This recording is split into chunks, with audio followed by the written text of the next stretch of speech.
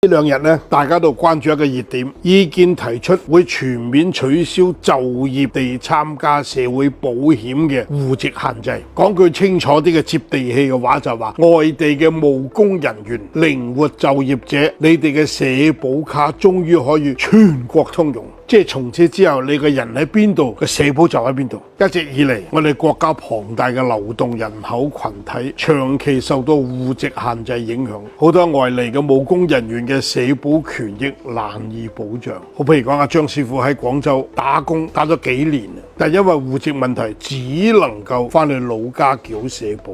咁萬一病咗啦，就只能夠翻去老家睇病先可以報銷。麻煩唔再講，回家一趟成本都唔少。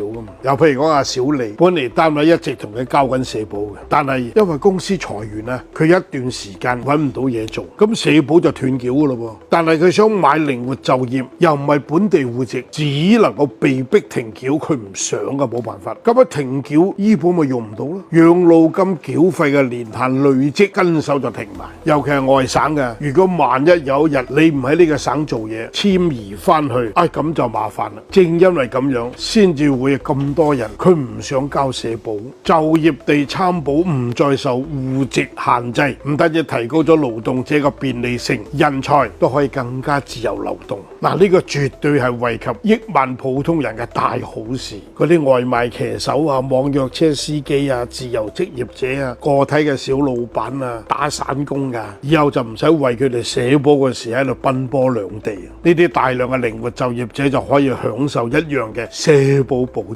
相信好消息陸續有來啊！打破各種限制，讓所有人享受公平平等嘅機會，咁人才流動咪更加通暢啦。